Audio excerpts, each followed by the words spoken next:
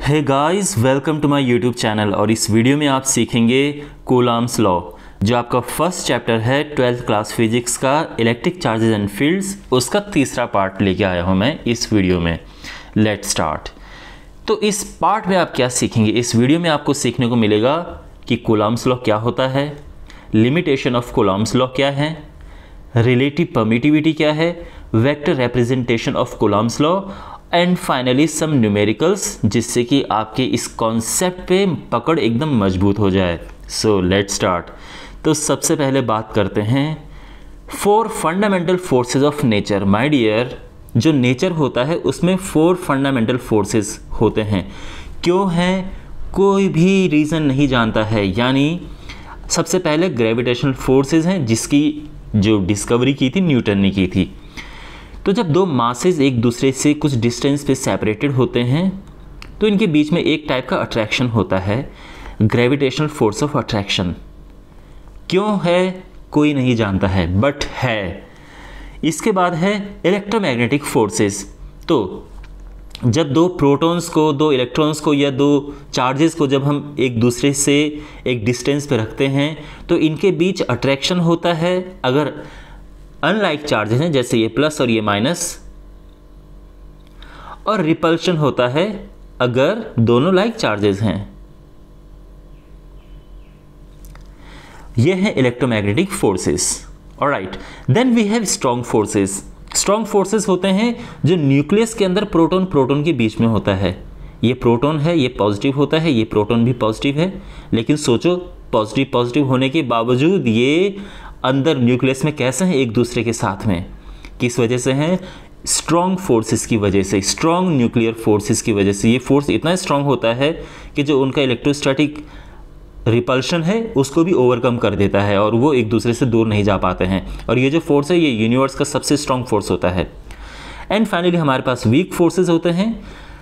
Weak force में क्या होता है कि जब हमारे पास जैसे कोई न्यूट्रॉन है, न्यूट्रॉन कन्वर्ट होता है प्रोटॉन में, बीटा डीके के साथ में बीटा डीके होता है, तो ये वीक फोर्सेस का रिजल्ट है। ओके, इतना ये रेडियो एक्टिविटी में काम आता है। इतना डिटेल में आप बाद में ही सीखेंगे अपनी अलग टॉपिक्स में, अलग चैप्टर्स में। बट फिलहाल जो बेसिक 4 फंडामेंटल फोर्सेस हैं ये मुझे आपको बताने थे कि नेचर में ये 4 फंडामेंटल फोर्सेस होते हैं। क्यों हैं कोई नहीं जानता है, बट ये हैं। ऑलराइट, खैर हमारा जो इस समय कंसर्न है वो इसके साथ में है, इलेक्ट्रोमैग्नेटिक फोर्सेस। आप सोच रहे होंगे कि सर यहाँ पे इलेक्ट्रोमैग्नेटिक आपने एक साथ क्यों ले रखा है? तो माय डियर, जो इलेक्ट्रोस्टैटिक फोर्स है और जो मैग्नेटिक, दो मैग्नेट के बीच में फोर्स लगता है, उनको हम एक साथ ही स्टडी करते हैं इलेक्ट्रोमैग्नेटिक फोर्स में। आप जानते हैं ना कि जो इलेक्ट्रिसिटी होती है उससे भी मैग्नेट बन जाता है। तो इन सबको हम इलेक्ट्रोमैग्नेटिक फोर्सेस में काउंट करते हैं। ऑलराइट, चलिए, तो जो इलेक्ट्रोमैग्नेटिक फोर्स होते हैं, या मैं पर्टिकुलरली बात कर रहा हूँ इलेक्ट्रोस्टैटिक फोर्सेस की। आपके पास 2 चार्जेस हैं, एक प्लस ये है और एक दूसरा मान लो माइनस या प्लस, कुछ भी हो सकता है। इनके बीच फोर्स लगता है, ये आपको पता है फोर्स लगता है, अभी मैंने बताया इलेक्ट्रोस्टैटिक फोर्स होता है। अट्रैक्शन या रिपल्शन कुछ भी हो सकता है, लेकिन उसका जो फॉर्मूला है और ये सब किससे हमें किससे कैलकुलेट करते हैं कि भाई फोर्स एक्चुअल में कितना न्यूटन है, क्या है, वो सब हम कैलकुलेट करते हैं कूलम्ब्स लॉ से। ऑलराइट, तो अब हम पढ़ते हैं कूलम्ब्स लॉ। तो कूलम्ब्स लॉ क्या करता है? उससे हम कैलकुलेट करते हैं कि जो फोर्स बिटवीन 2 चार्जेस है वो है कितना। करेक्ट है? समझ आ रहा है ना? सो माय डियर, सबसे पहली बात तो ये है कि कूलम्ब्स लॉ हम कब अप्लाई करते हैं। देखो, 2 चार्ज बॉडीज़ हैं, तो ऐसा नहीं कि दो कोई भी चार्ज बॉडीज़ है और उनके बीच में कूलम्ब्स लॉ अप्लाई कर दो, ऐसा नहीं होता है। अगर बॉडीज़ का साइज़ उनके बीच की डिस्टेंस के रिस्पेक्ट में बहुत बड़ा है तो कूलम्ब्स लॉ आप वहाँ पे अप्लाई नहीं कर सकते हैं। ये जो लॉ है ये ओनली वैलिड है पॉइंट चार्जेस के लिए। तो अगर आपके पास पॉइंट चार्जेस है तो ही ये वैलिड है। अब आपके मन में एक प्रश्न उठ रहा होगा कि सर ये पॉइंट चार्ज क्या होता है? सो माय डियर, जब भी चार्जेस का साइज उनके बीच की डिस्टेंस के कंपैरिजन में बहुत छोटा हो तो उसको हम पॉइंट चार्ज कह सकते हैं। ऑलराइट, तो मान लो कि साइज अर्थ के बराबर का साइज भी है, मान लो लेकिन अगर वो एक दूसरे से करोड़ों किलोमीटर की डिस्टेंस पे हैं तो फिर हम उनकी साइज़ को काउंट नहीं करेंगे। तो पॉइंट चार्ज का सिंपली मतलब ये है कि जो साइज़ ऑफ चार्जेस है ये उनके बीच की जो डिस्टेंस है उसके कंपैरिजन में बहुत स्मॉल होना चाहिए, वेरी वेरी स्मॉल। और यहीं पे कूलॉम्स लॉ यूज़ होता है, अदरवाइज हमारे पास ये कूलॉम्स लॉ वैलिड नहीं होता है, ठीक है। अब बात करते हैं कि लॉ है क्या। देखो मैंने इस तरह से आपके सामने लिखा है कि आप इसका स्क्रीनशॉट लेके और अपने नोट्स भी बना सकते हैं, आप नोट कर सकते हो, ठीक है। तो पहले लॉ मैं आपको बताता हूँ, उसके बाद मैं आपको इसको डिराइव कराऊंगा। The electrostatic force of attraction and repulsion between 2 point charges is directly proportional to the product of their magnitudes. किसका मैग्नीट्यूड? भाई जो दो चार्जेस हैं, एक चार्ज हमारा Q1 है और एक चार्ज हमारा Q2 है और इनके बीच की डिस्टेंस है R। तो जो फोर्स होता है वो डायरेक्टली प्रोपोर्शनल टू होता है उनके चार्जेस के प्रोडक्ट के मल्टीप्लाई के, और इन्वर्सली प्रोपोर्शनल होता है उनकी बीच की डिस्टेंस के स्क्वायर के। यही लिखा है, आप इसको बिल्कुल रट लीजिए एज इट इज़। तो यहाँ पे जो फॉर्मूला है वो मैं आपको प्रॉपरली कराता हूँ। अब देखो, there are 2 point charges Q1, Q2 and they are separated by a distance R. According to Coulomb's law, the force between the charges is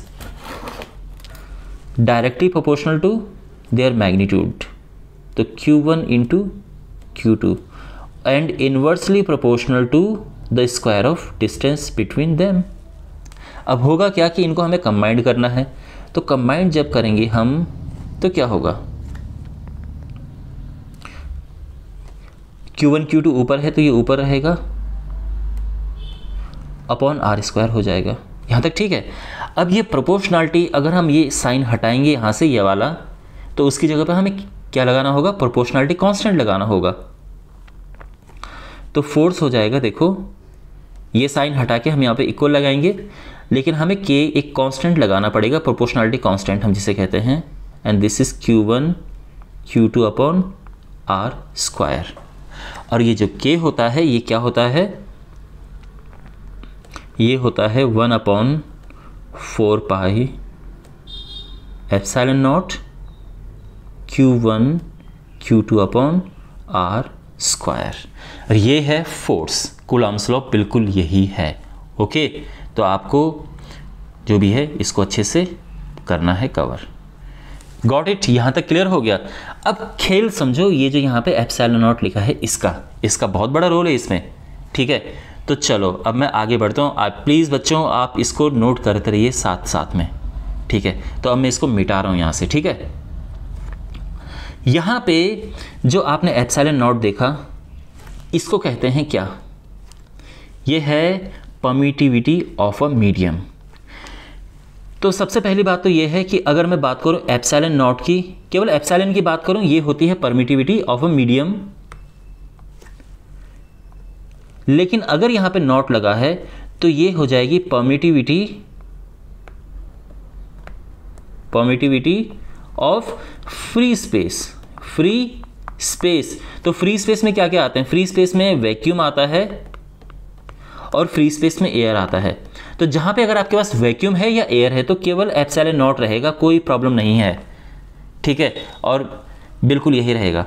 लेकिन जहाँ आपके पास कोई मीडियम आ गया तो जो एप्सिलॉन नॉट है माय डियर वो चेंज होके क्या आ जाएगा, केवल एप्सिलॉन आ जाएगा, ठीक है। अब ये एप्सिलॉन क्या है, पहली बात तो परमिटिविटी समझो। परमिटिविटी ऑफ अ मीडियम होता है कि it's the quality of a medium that restricts the movement of electric lines of forces, hence reduces the electrostatic force of attraction और repulsion.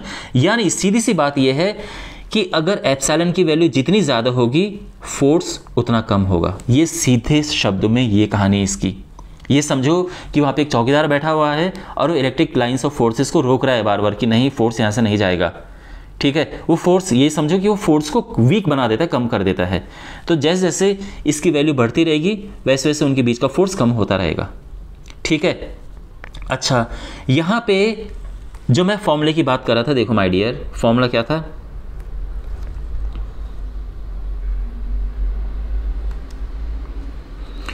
Force is equal to 1/4πε0 Coulomb's law है जो अपना, ठीक है ना, Q1 Q2 upon R square.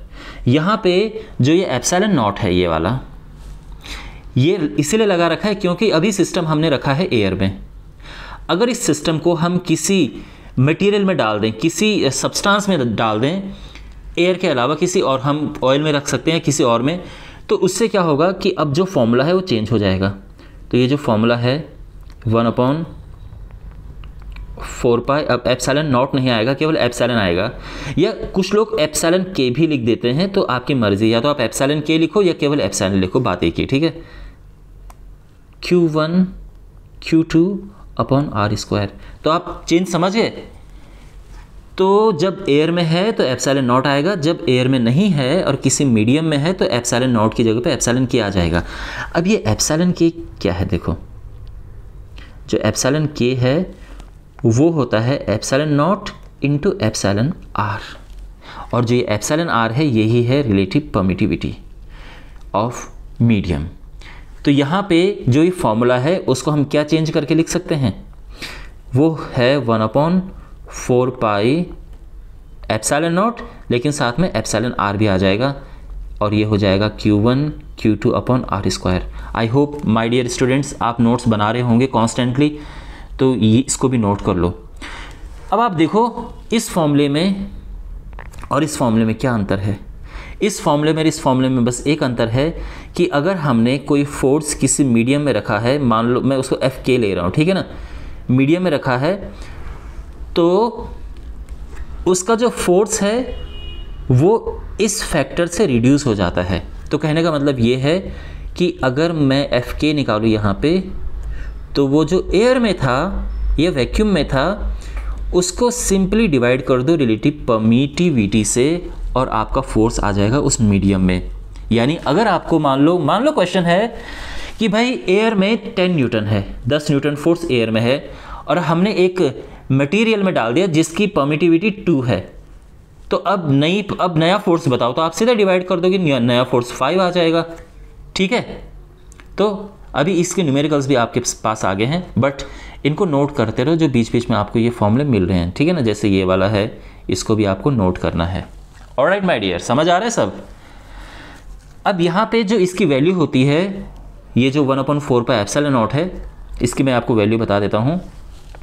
देखो 1/4π epsilon not, इसकी जो वैल्यू है वो होती है 9 × 10⁹ ओके। और यहाँ पे जो अकेला हमारा जो ये एप्सिलॉन नॉट है, इसकी वैल्यू होती है 8.85 × 10⁻⁻12। तो इज़ इट क्लियर, कोई प्रॉब्लम समझने में। उससे क्या हो जाता है कि जो हमारा फोर्स का फॉर्मूला, जो कि पहले क्या था, 1/4π epsilon naught Q1 Q2 upon R square, ये था ना फॉर्मूला, तो ये बन जाता है क्या, 9 × 10⁹ Q1 Q2 upon R square. और अगेन माय डियर, ये जो सिस्टम है ये एयर में होना चाहिए। अगर कोई रिलेटिव परमिटिविटी हमारे पास है तो उससे हमें डिवाइड करना होगा यहाँ पे, ठीक है। तो अभी तक सब समझ आ गया। वेल, अब बढ़ते हैं आगे, और हमारे पास है vector representation of Coulomb's law. Okay, तो यहाँ पे मान लो कि कोई प्लेन है और हमारे पास दो चार्जेस हैं,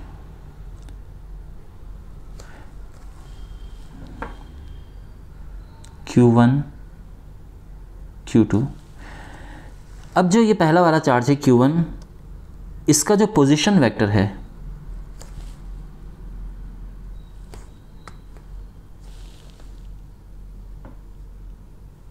दिस इज R1। जो दूसरा है इसका पोजीशन वेक्टर क्या हो गया, R2 हो गया। तो जब R1 से आप R2 की तरफ ले चलेंगे तो क्या हो जाएगा, उसको हम बोल देंगे डिस्प्लेसमेंट वेक्टर, जो कि होगा R1 2, यानी 1 से 2 की तरफ। और ये सब वेक्टर्स हैं। यहाँ तक सब समझ आ गया।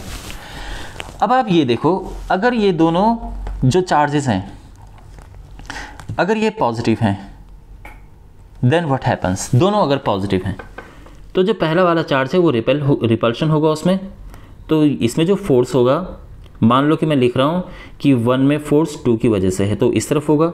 अगर मैं इसकी बात करूँ तो इसमें फोर्स क्या होगा, इसमें यानी दूसरे वाले में पहले वाले की वजह से फोर्स ये होगा। यहाँ तक कहानी बिल्कुल समझ आ गई, सिंपल स्वीट।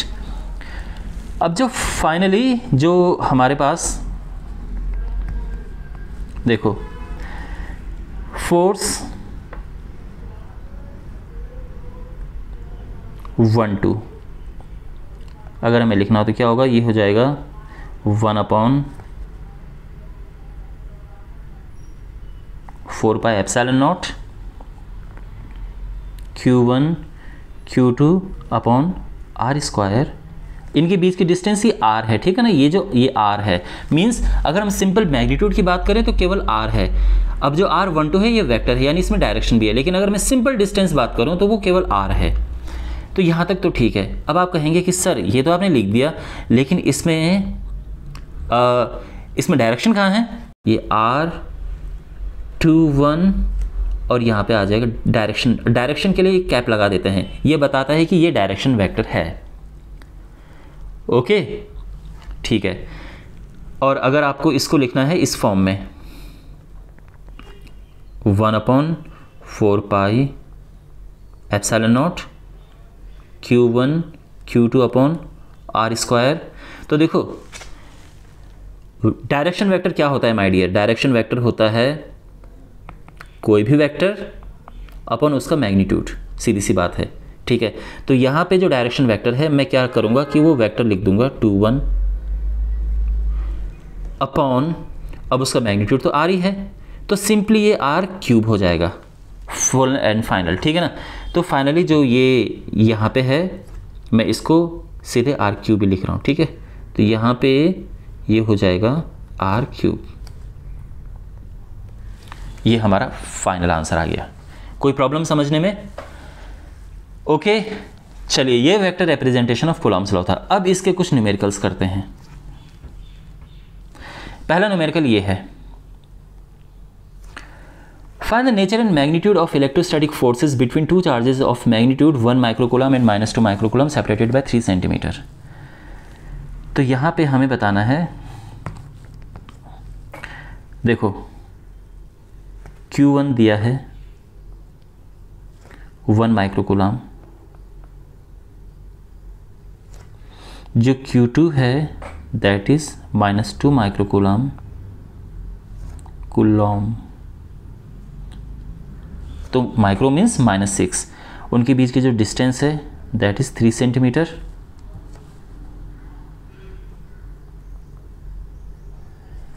तो मीटर में कन्वर्ट करेंगे और हमें निकालना है उनके बीच का फोर्स। तो सीधे से हम कूलॉम्स लॉ अप्लाई कर देंगे। तो फोर्स होता है 1/4πε0 Q1 Q2 अपॉन R²। 1/4πε0 होता है 9 × 10⁹ ठीक। अब हमारे पास है Q1। Q1 क्या होता है, ये 1 × 10⁻⁻6 यहाँ पे है। साइन नहीं लगाते यहाँ पे, साइन मत लगाना, ठीक है। जब भी आप वेक्टर क्वांटिटीज़ कैलकुलेट करते हैं कभी भी साइन का इस्तेमाल नहीं करना चाहिए, स्केलर में साइन का यूज़ करते हैं। उनके बीच की डिस्टेंस है 3 × 10⁻⁻2। अब आप इसको सॉल्व करो और सॉल्व करके इवेंचुअली जो आंसर आएगा, देखो 3 3 से 9, 9 से 9 कटा, ये आ जाएगा 2 × 10⁻, ये है अपना 9 माइनस 6 दूने 12 और ये 2 दूने 4 ऊपर जाएगा, तो 13 में से 12 गया 10 और ये 20 न्यूटन आ जाएगा, ठीक है। ओके इजी था।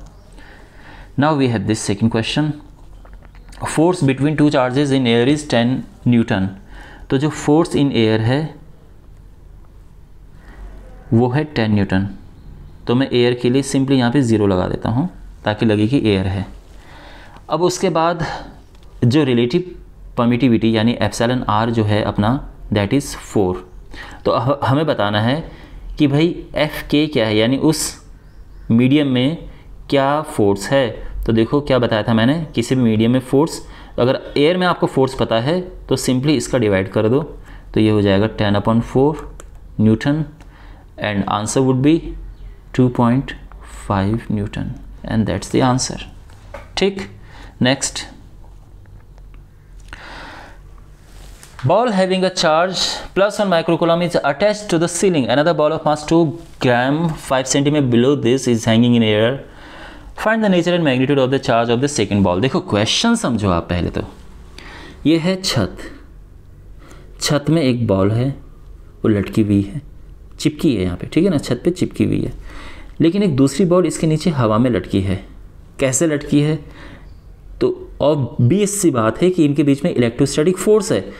तो इलेक्ट्रोस्टैटिक फोर्स है ऊपर की तरफ, ये इसको नीचे नहीं गिरने दे रहा है, और इसका वेट नीचे की तरफ है, ये इसको ऊपर नहीं जाने दे रहा है। ये कहानी है। तो क्वेश्चन में हमें ये बताना है कि इस जो सेकंड फोर्स है, सेकंड वाला चार्ज है, उसका अमाउंट क्या है, nature and magnitude of the charge. तो जो यहाँ पे ये बॉल है इसका हमें बताना है नेचर एंड मैग्नीट्यूड। क्वेश्चन समझ आ गया? उसमें कितना चार्ज है हमें ये बताना है। वेल, तो जैसे कि मैंने आपको बताया इलेक्ट्रोस्टैटिक फोर्स किसके इक्वल है, m इंटू जी के, क्योंकि बैलेंस्ड है, ना ऊपर जा रहा है और ना नीचे जा रहा है। तो उससे क्या होगा, इलेक्ट्रोस्टैटिक फोर्स क्या होता है,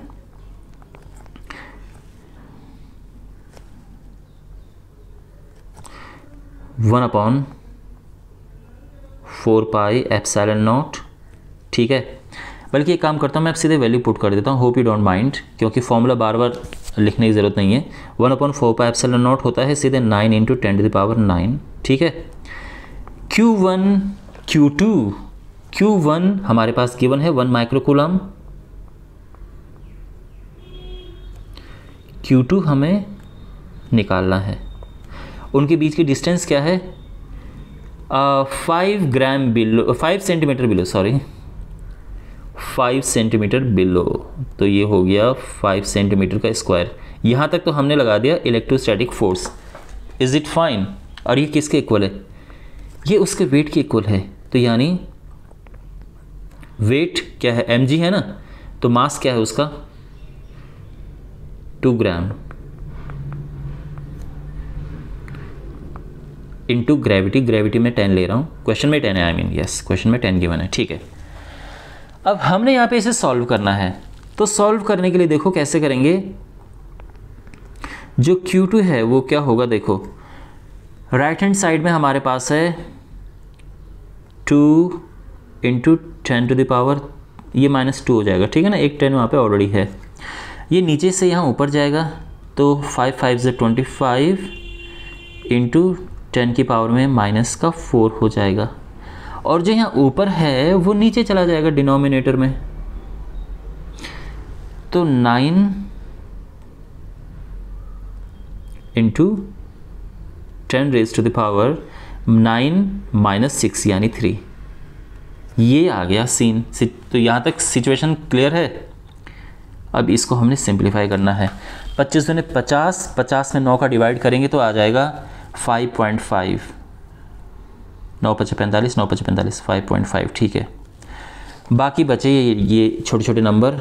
तो -4 -2 हुआ -6, -3 ऊपर गया -9, तो 10⁻⁻9 कूलम। ये आंसर आ गया है।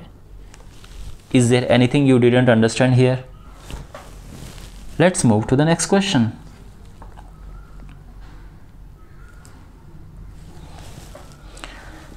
Two identical balls with charges 2 microcoulomb and -8 microcoulomb are separated by 2 cm. They are brought in contact and kept back at the original positions. Find the ratio of forces in each case. In both the cases. ठीक है, दोनों case में हमें force निकाल के उनका ratio बताना है। तो देखो फोर्स क्या होगा। पहले केस में फोर्स है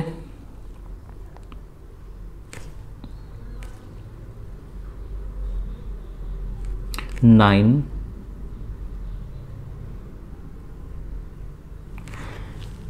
2 माइक्रोकूलम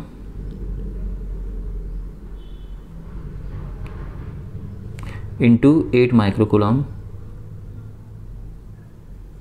और उनकी जो बीच की डिस्टेंस है that is 2 centimetre.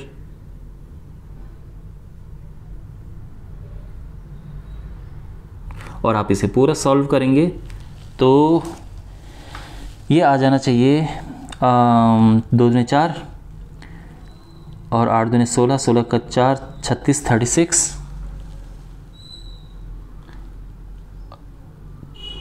36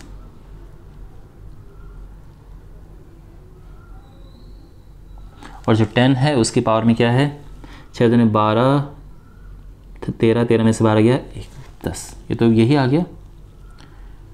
okay 360 Newton कह सकते हैं इसे।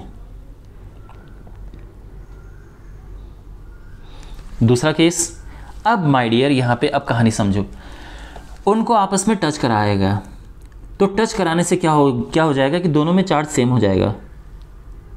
तो जो टच कराने के बाद Q1 डैश और Q2 डैश है वो इक्वल हो जाएंगे, और वो कितना होगा, वो हो जाता है Q1 plus Q2 divided by 2, यानी 2 microcoulomb minus 8 microcoulomb divided by 2, तो माइनस 6 माइक्रोकूलम डिवाइडेड बाई 2, और ये आ जाएगा माइनस 3 माइक्रोकूलम। यहाँ तक समझ आ गया? ठीक है, अब दोबारा फोर्स निकालो, तो दोबारा फोर्स निकालेंगे तो क्या आएगा,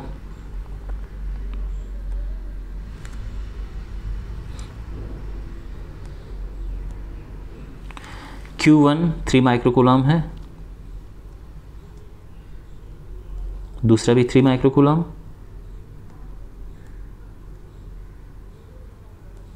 और उनके जो बीच की डिस्टेंस है दैट इज व्हाट, सेम ही है क्योंकि वापस उसको सेम उसी जगह पे रख दिया था।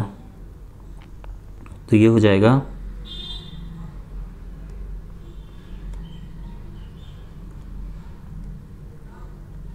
ठीक है ना। अब यहाँ पे आप इसको जब सिंप्लीफाई करेंगे तो क्या आएगा, देखो ये आएगा 3 3 9, 9 9 में 81, 81 बटे 4 81 अपॉन 4 और इंटू 10, तो 8, ये आ जाएगा इतना। इसको सिंप्लीफाई करेंगे जो भी, तो इतना न्यूटन फोर्स आ गया। लेकिन अब दोनों का आप रेशियो निकालेंगे, देखो ये मैं F1 ले रहा हूँ और ये दूसरा वाला F2 ले रहा हूँ, तो जब आप इनका रेशियो निकालेंगे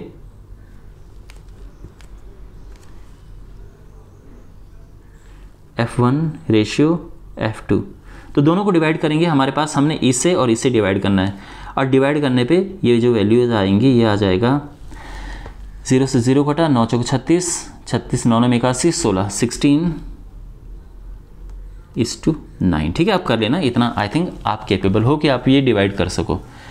सो is it clear, is there anything here you didn't understand, do ask me in comment box.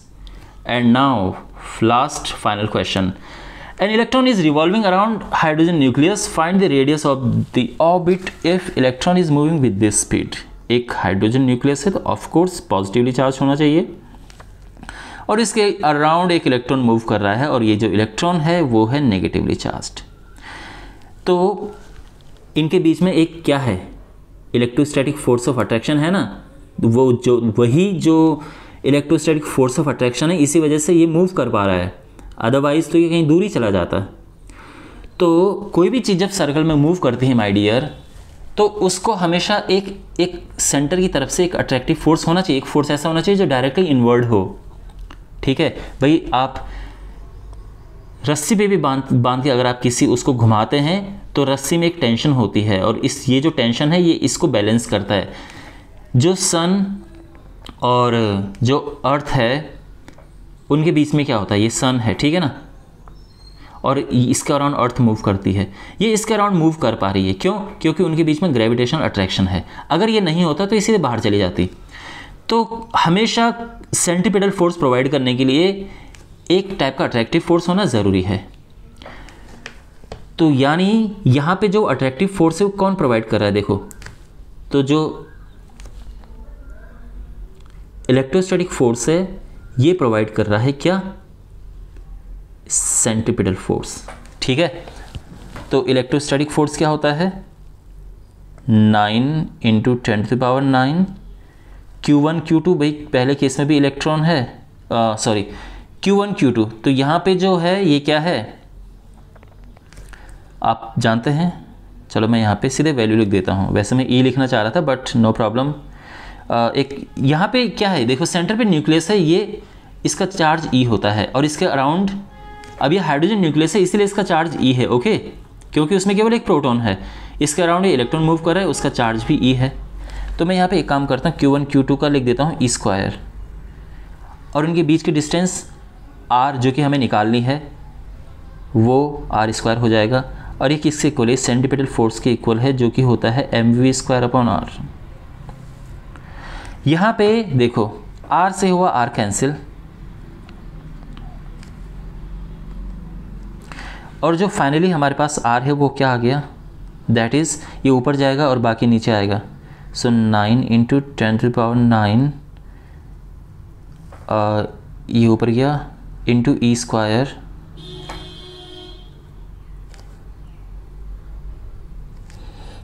Upon mv²।